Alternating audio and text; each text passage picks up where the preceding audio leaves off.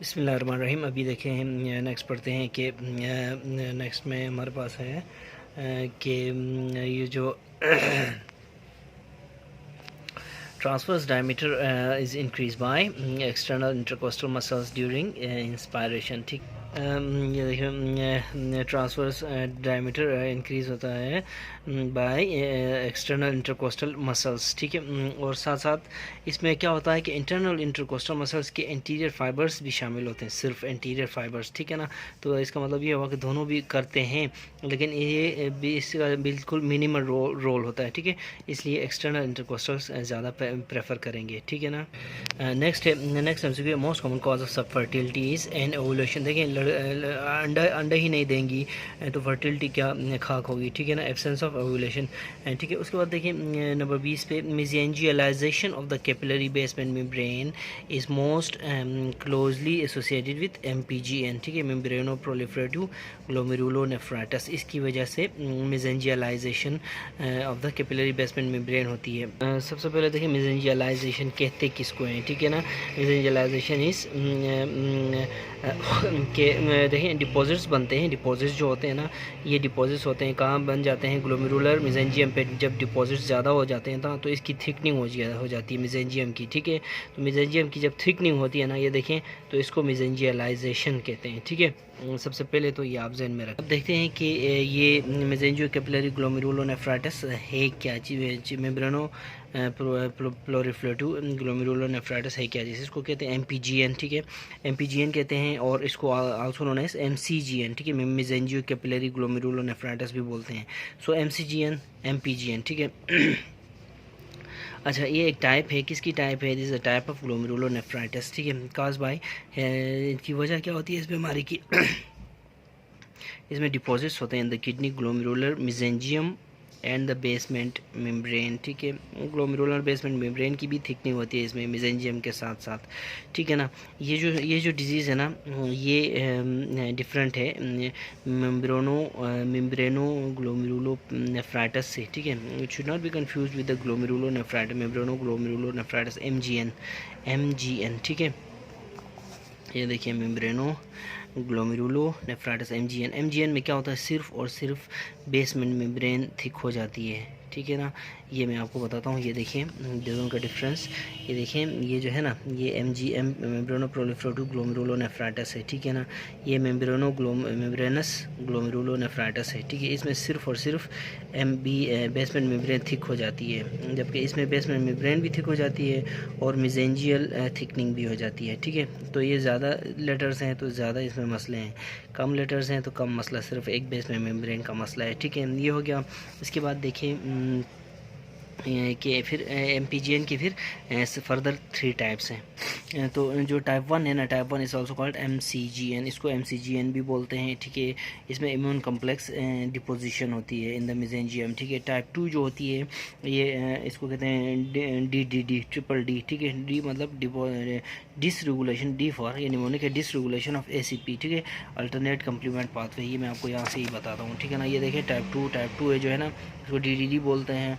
और इसमें क्या होता है, D for D dense deposit disease बोलते हैं ना, इसको डेंस डिपॉजिट डिजीज़, लेकिन as a mnemonic dysregulation of alternate complement pathway. ठीक है, ये alternate complement pathway is one of the 3 pathways of the complement system that opsonizes and kill bacteria. ठीक है, इसमें हम अल्टरनेट कम्प्लीमेंट पाथवे की dysregulation होती है, D for dysregulation, D for do और D फॉर DDD। ठीक है, उसके बाद नंबर 3 में देखें टाइप 3 है। टाइप 3 जो रेयर होती है और सब एपिथेलियल डिपॉजिट्स होते हैं, प्लस टाइप 1 फाइंडिंग्स होती है इसमें।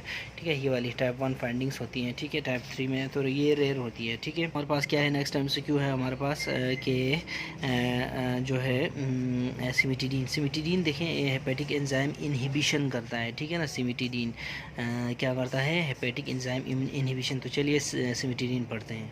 आगे बढ़ने से पहले, सिमिटीडीन पढ़ने से पहले यहाँ पे हम सिमिटीडीन पढ़ने से पहले यहाँ पे हम क्या करेंगे, जब ये आया ही है मेसेंजियो, ये जो मेम्ब्रेनो प्रोलिफरेटिव ग्लोमेरुलोनेफ्राइटिस आया है MPGN, तो हम इसमें हम आगे बढ़ेंगे और क्या करेंगे, पढ़ेंगे नेफ्रोटिक, और नेफ्रोटिक का कंसेप्ट क्लियर करेंगे, उसमें जो डिजीज़ हैं उनका कंसेप्ट क्लियर करेंगे।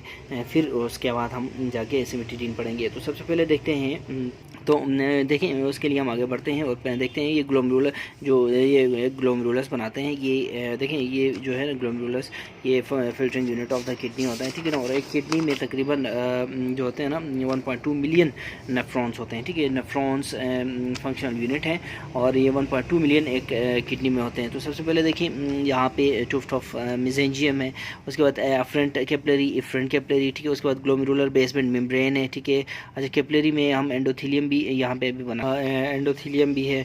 और उसके बाद देखिए बेसमेंट मेम्ब्रेन आ गई है, देखें हमने एंडोथीलियम बना ली, ग्लोमेरुलर बेसमेंट मेम्ब्रेन आ गई। फिर यहाँ पे देखें हमारा बोमेंस कैप्सूल आ गया। बोमेंस कैप्सूल में देखें दो टाइप्स के सेल्स, एपिथेलियल सेल्स होते हैं, एक पोडोसाइट्स हैं जिनको हम विज़रल एपिथेलियल सेल्स बोलते हैं, और एक है हमारे पास पैराइटल सेल्स जिनको हम दूसरे बस पैराइटल एपिथेलियल सेल्स बोलते हैं, ठीक है। ये बीसी है बोमेन कैप्सूल।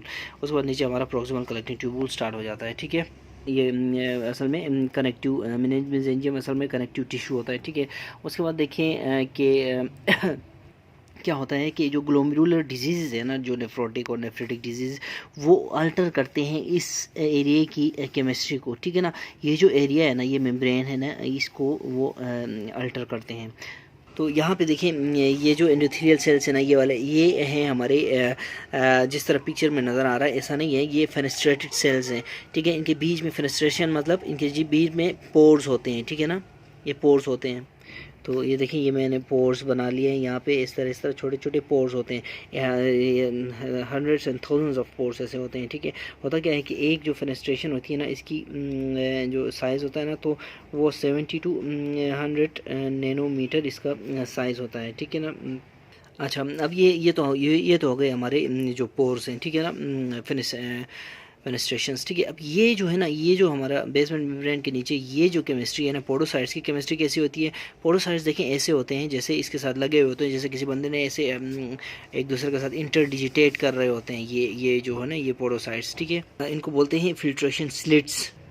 अब यहाँ पे जो है ना इनकी जो पोडोसाइट्स हैं, पोडोसाइट्स की जो अरेंजमेंट है विद द बेसमेंट मेम्ब्रेन, ये मैं आपको बताता हूँ कि इंटरडिजिटेट करते हैं, एक पोडोसाइट दूसरा पोडोसाइट से ऐसे इंटरडिजिटेट करते हैं, और साथ साथ में ये बेसमेंट मेम्ब्रेन के साथ भी लगे होते हैं। फॉर एग्जांपल अगर आप एक बुक हाथ में ले लें, तो ये अगर बेसमेंट मेम्ब्रेन कहें इसको, और नीचे इसको आप पोडोसाइट्स कहें, तो ये देखिए नीचे इंटरडिजिटेशन कर रहे हैं, नीचे बेसमेंट मेम्ब्रेन के साथ भी लगे हुए हैं, और ये एक पोडोसाइट आपका हाथ और दूसरा ये दूसरा पोडोसाइट, ठीक है ना। तो यहाँ एक दूसरे के साथ भी इंटरडिजिटेट करते हैं और sticking with the basement membrane भी होते हैं। वो ये इसलिए मैं आपको बता रहा हूँ, वो इसलिए कि ये जो स्ट्रक्चर होती है ना, ये अरेंजमेंट कुछ डिजीज़ में डिस्टर्ब हो जाती है और बहुत बड़े इश्यूज क्रिएट हो जाते हैं, ठीक है ना। इनकी इंटरडिजिटेशन ऐसे होती है, ये एक पोडोसाइट ये दूसरा पोडोसाइट इंटरडिजिटेशन होती है, और इन जगहों को फिल्ट्रेशन स्लिट्स बोला जाता है, इन जगहों को, ठीक है।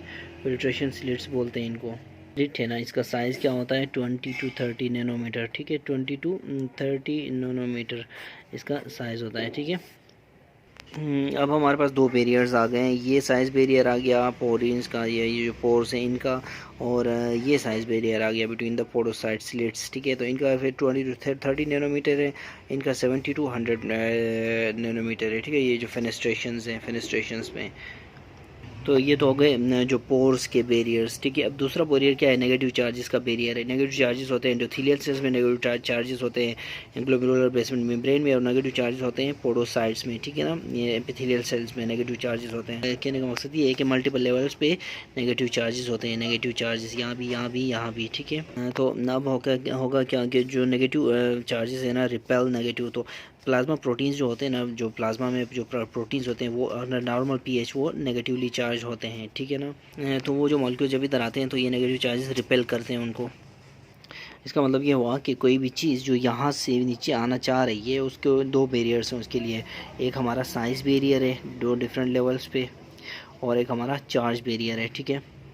ठीक है ना। तो दोनों जो बैरियर्स का क्रॉस करना लाजमी है। फॉर एग्जांपल एल्बुमिन है, देखिए एल्बुमिन एक ऐसा मॉलिक्यूल है, छोटा मॉलिक्यूल है जो साइज़ बैरियर को तो क्रॉस कर लेता है, लेकिन जब नीचे आता है ना तो चार्ज चार्ज बैरियर को क्रॉस नहीं कर सकता, क्योंकि ये नेगेटिवली चार्ज होता है एल्बुमिन, तो ये नेगेटिव चार्जेस इनको रिपेल कर देते हैं। तो ये होता क्या है कि मिनिमल चेंज डिजीज़ या मिनिमल चेंज ग्लोमेरुलोपैथी में क्या होता है पता है, इसमें बिल्कुल कोई चेंज नहीं होता, बिल्कुल मिनिमल चेंज होता है। लेकिन होता क्या है कि जो नेगेटिव चार्जेस यहाँ पे होते हैं, असल जो होती है ना, जो उसका क्रक्स वो ये होता है कि जो नेगेटिव चार्जेस होती है ना, वो दे आर न्यूट्रलाइज्ड, ठीक है ना। नेगेटिव चार्जेस जब न्यूट्रलाइज होती है ना किसी भी तरीके से, तो वो एल्बुमिन गिरता जाता है, ठीक है ना। चलिए अभी हम देखते हैं कि डिफरेंट डिग्रीज़ ऑफ इंजरी क्या है, ठीक है, डिफरेंट डिग्रीज़। तो सबसे पहले देखते हैं माइल्ड इंजरी, ठीक है ना। माइल्ड इंजरी हम इसको कहेंगे ग्रेड वन इंजरी, ठीक है। माइल्ड इंजरी में क्या होता है, फॉर एग्जांपल किसी इम्यूनोलॉजिकल मैकेनिज्म के थ्रू इस एरिया को, या इधर मैंने दोबारा बनाया, इस एरिया को इंजरी होती है, ठीक है, फॉर एग्जाम्पल।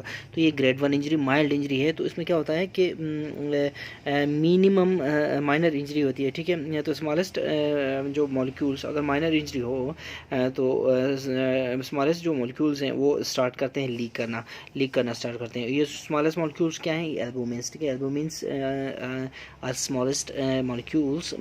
तो होगा क्या, एल्बुमिन यूरिया होगा, ठीक है ना। ये देखिए यहाँ पे स्मॉलेस्ट मॉलिक्यूल एल्बुमिन है, ये ग्लोबुलिन है, ये फिब्रिनोजन है। तो स्मॉलेस्ट जो है एल्बुमिन है वो निकल रहा है, यहाँ पे लीक हो रहा है पीछे उसमें ना, ठीक है ना, बोमस कैप्सूल में। इसको कहेंगे हम एल्बुमिन यूरिया। जब ये लीक होगा तो इसको कहेंगे एल्बुमिन यूरिया। साथ में इसको दूसरा टर्म है, इसके लिए सेलेक्टिव प्रोटीन यूरिया हम इसको कहेंगे, ठीक है ना। तो इसको सेलेक्टिव प्रोटीन यूरिया हम कहेंगे। अब देखें दूसरा पेशेंट है, पेशेंट में क्या है, मॉडरेट इंजरी है, प्लस। ये देखें इधर सिंगल प्लस था, इधर प्लस। मॉडरेट इंजरी अगर हो तो क्या होता है, एल्बुमिन तो जाएगा ही जाएगा, साथ में ग्लोबुलिन भी जाता है, ठीक है ना। तो जब ग्लोबुलिन भी जाता है तो इसको कहते हैं हम नॉन सेलेक्टिव प्रोटीन यूरिया, ठीक है, नॉन सेलेक्टिव प्रोटीन यूरिया। इसमें क्या होता है, लेस देन 3.5 ग्राम पर डे और 3.5 ग्राम पर 24 आवर, 3.5 ग्राम पर डे या 3.5 ग्राम पर 24 आवर प्रोटीन उसमें यूरिन में लीक होती है। अच्छा, तीसरा जो पेशेंट है, इसमें क्या होता है कि इंजरी हम बढ़ाते हैं, 2+ थे ना, इधर 3+ करते हैं। इधर देखें 2+ थे, अच्छा, और इधर 3+ में क्या होता है, इसमें भी नॉन सेलेक्टिव प्रोटीन यूरिया होती है, लेकिन मोर देन 3.5, ठीक है। इसमें क्या होता है, ग्लोबुलिन के अलावा फिब्रिनोजन वगैरह भी नीचे आएंगे, ठीक है, फॉर एग्जांपल, ठीक है ना। तो मज़ीद प्रोटीन्स आएंगे और 3.5 ग्राम पर डे के हिसाब से ये निकलेगी प्रोटीन, ठीक है ना, लीक होगी। अच्छा देखें, ये पेशेंट और ये पेशेंट, ये केस और ये केस बहुत इंपॉर्टेंट है, क्योंकि इसमें देखें, इसमें 3.5 से कम प्रोटीन रिलीज़ हो रही है, इसमें 3.5 से ज़्यादा प्रोटीन रिलीज़ हो रही है। ये दोनों नॉन सेलेक्टिव हैं, ये भी नॉन, लेकिन इसमें 3.5 से ज़्यादा प्रोटीन पर डे के हिसाब से रिलीज़ हो रही है, ठीक है। देखें ना, जब एक बार protein leakage more than 3.5 gram से ज़्यादा हो जाती है तो major change in the whole clinical picture आ जाता है, ठीक है ना। तो होता क्या है कि जो चेंजेस आती है मैं आपको बताता हूँ, ठीक है ना। अब ये जब ज़्यादा से ज़्यादा प्रोटीन यहाँ से लॉस हो रही है, मोर देन 3.5 फॉर एग्जांपल, तो अब ये ड्यूटी किसकी है कि इन प्रोटीन को कंपेंसेट करने की, लीवर की है, ठीक है ना। Liver should provide proteins, right. यानी कि मेजर सोर्स जो होता है ना प्लाज्मा प्रोटीन्स का, वो लीवर होता है, ठीक है ना। हेपेटोसाइट्स जो है ना, इनमें बनता है, हेपेटोसाइट्स आर सिंथेटिक मशीन्स, ठीक है। तो अब होगा क्या, जब प्रोटीन ज़्यादा लूज़ होगी यहाँ से बोमस कैप्सूल के थ्रू पेशाब में, तो लीवर क्या करता है, अपना प्रोटीन सिंथेसिस का प्रोसेस बढ़ाता है, ठीक है ना। तो ये लीवर का काम है। लीवर क्या करता है, लाजमी बनाता है ताकि plasma protein concentration normalise situation में रहे, ठीक है ना। जब 3.5 से ज़्यादा बढ़ जाता है ना प्रोटीन यूरिया, तो लीवर का ये काम मेंटेन नहीं कर सकता है, प्लाज्मा प्रोटीन लेवल ये फेल हो जाता है, ठीक है। अब होता क्या है कि नॉर्मली लीवर की कैपेसिटी कितनी है प्रोटीन बनाने की, लीवर की कैपेसिटी नॉर्मली डेली 10 से 12 ग्राम पर डे बनाता है लीवर प्रोटीन्स, ठीक है ना। और ये है कि ये एक फुल हेल्दी लीवर का काम है, ठीक है, 10 to 12, ठीक है ना, फुल हेल्दी लीवर। लेकिन सवाल ये है कि जब 3.5 ग्राम लूज़ हो रही है, ये पर डे ये इतना बना रहा है, ये 3.5 ग्राम लूज़ हो रही है, या मोर देन 3.5 ग्राम कर दो, तो 3.5 ग्राम कर दो तो हाइपो एल्बुमिनीमिया डेवलप हो जाती है इस जगह में। तो हालांकि होनी नहीं चाहिए, क्योंकि डेली बनती तो इतनी है, 10 से 12 तक बनती है। तो ये क्या चक्कर है, सवाल का जवाब ये है कि नॉर्मली नीचे 3.5 यूरिन में